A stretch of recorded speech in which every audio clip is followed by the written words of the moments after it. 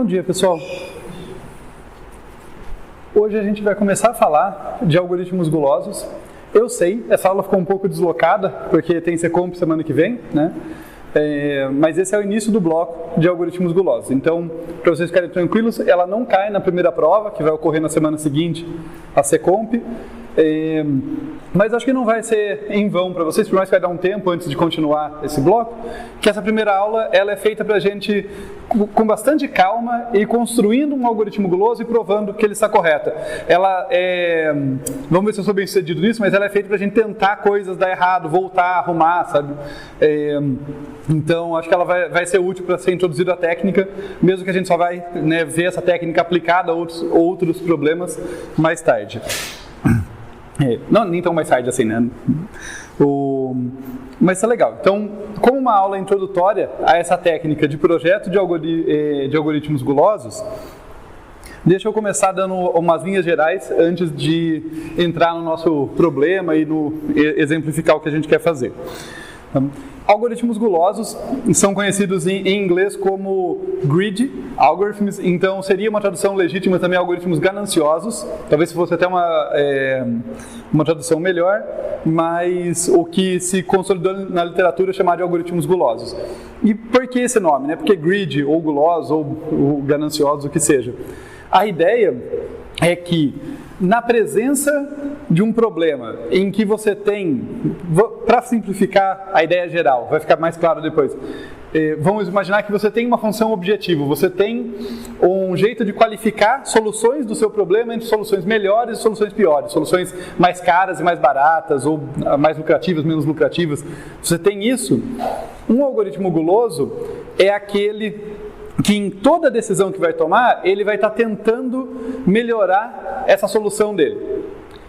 Acontece que nem sempre, tá? Muitas vezes na verdade, quando eu olho localmente, né, na minha próxima decisão para melhorar a minha solução, isso não quer dizer que lá na frente eu vou ter a melhor solução. Ok? Em linhas gerais? Tá? Para dar um exemplo na cabeça de vocês, eu não vou desenhar agora, mas eu acho que vai dar para visualizar. Pensem num labirinto. Sabe, labirinto de criança mesmo, aquele de passar o lápis e tal. Nem sempre o caminho que te leva para mais perto da saída, geograficamente, né, mais perto da saída, é o caminho correto. Às vezes, para chegar na saída, eu tenho que fazer um detour, me afastar e tal, né? O caminho que parece que está indo na direção certa, ele pode chegar num beco sem saída ali. Tá? Então, esse é o dilema, bem alto nível aí, dos algoritmos gulosos. Ele vai tentar, a cada decisão, melhorar a solução que ele está obtendo, não só melhorar, mas dentre as escolhas que ele tem naquele momento, fazer a melhor escolha, a que mais melhora. Por mais que seja estranho falar isso, está correto, é a que mais melhora mesmo. Dentre todas as decisões que melhoram, a que vai trazer maior benefício, mas isso não garante que no final ele vai ter a melhor solução. Para alguns problemas isso é verdade, e a gente vai aprender a provar quando isso é verdade. A gente também vai ver exemplo de quando isso não é verdade, para a gente entendendo tanto a técnica quanto a análise. A técnica de projeto quanto a técnica de análise. Ok? Então, essa é a ideia a alto nível. Mais um pouquinho da estrutura geral. Contrastando com o que a gente viu antes, né, em divisão e conquista, a gente viu que normalmente não era trivial produzir um algoritmo de divisão e conquista. Né? Eu tinha que pensar em um jeito esperto de dividir a entrada do meu problema em entradas menores, e depois de conquistar recursivamente, eu tinha que pensar num jeito esperto de combinar. Normalmente, uma dessas duas etapas, pelo menos, era não trivial de fazer, né? Como dividir ou como combinar. E analisar também não era trivial, porque todo algoritmo de divisão e conquista acabava tendo uma natureza recursiva, daí analisar a eficiência não era trivial. Algoritmo guloso vai ser bem contrastante com isso. Por quê? Porque não é difícil ter ideias de métodos gulosos, ter ideias de estratégias gulosas. Vocês vão ver, quando a gente começa a olhar para um problema, você pode ter várias ideias de, o que seria uma escolha gulosa aqui? O que seria uma escolha que parece melhorar a minha solução? Tá? Isso não é difícil de ter. E algoritmos gulosos são naturalmente iterativos. Pode ter uma exceção ou outra, porque recursão e iteração têm uma relação próxima ali, mas em geral vão ser algoritmos que na hora de implementar se implementa de modo iterativo. Por quê? Porque eles são, pela natureza deles, uma sequência de escolhas gulosas. Então é um laço em que em cada iteração ele faz uma escolha gulosa, no final ele constrói a solução.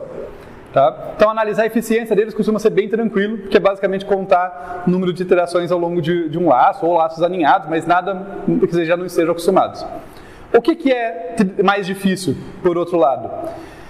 O que é mais difícil é achar um critério guloso que leva no ótimo. Achar um critério guloso que leva em alguma solução que parece boa, mas esse parece é muito subjetivo, né? Achar um critério guloso que realmente leva no ótimo, aí já não é trivial. E às vezes nem é possível, depende do problema. E mesmo que seja, mesmo que eu encontre o critério guloso, não é trivial provar que ele está correto.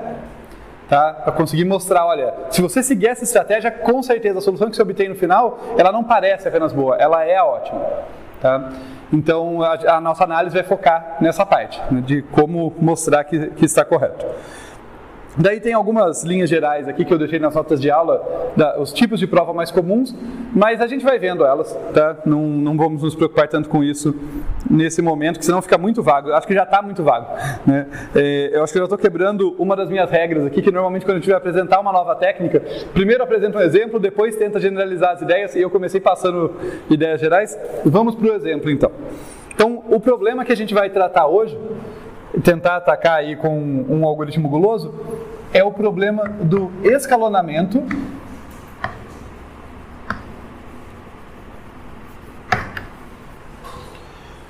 em uma máquina.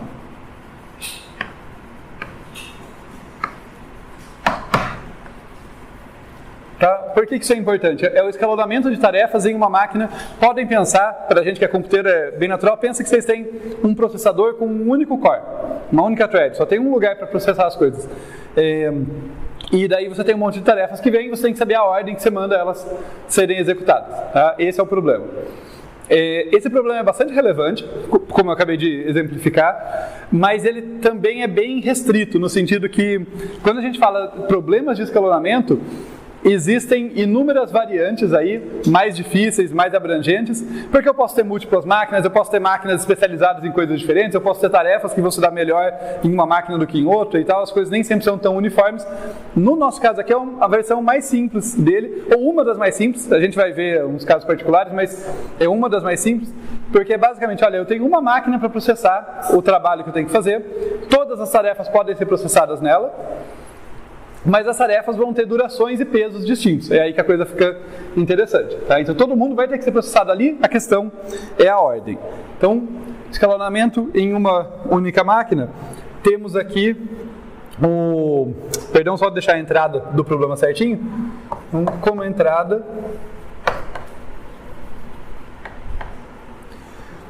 nós vamos ter aqui um conjunto de tarefas, né? N tarefas,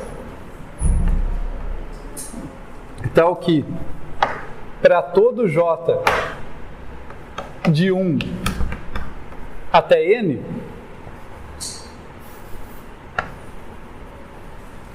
temos duração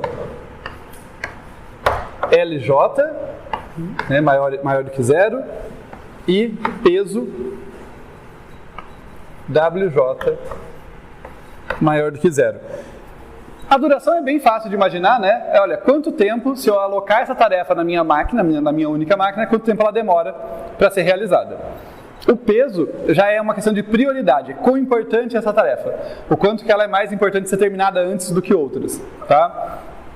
Então, essa é a minha entrada. Tem um monte de tarefinhas e tenho cada tarefa com essas duas características. O que é uma solução, então, se isso aqui é a minha entrada? Eu vou definir, eu já vou apresentar exemplos, tá, gente? Que vai ficar mais claro. Mas só para deixar as coisas bem definidas aqui, a solução é simplesmente uma permutação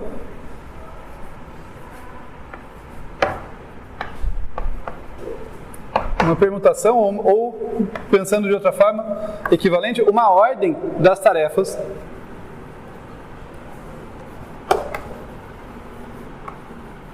tá? Vou chamar aqui, uma permutação, uma ordem que eu vou chamar de sigma aqui, das tarefas, tal que eu minimize o seguinte, tá?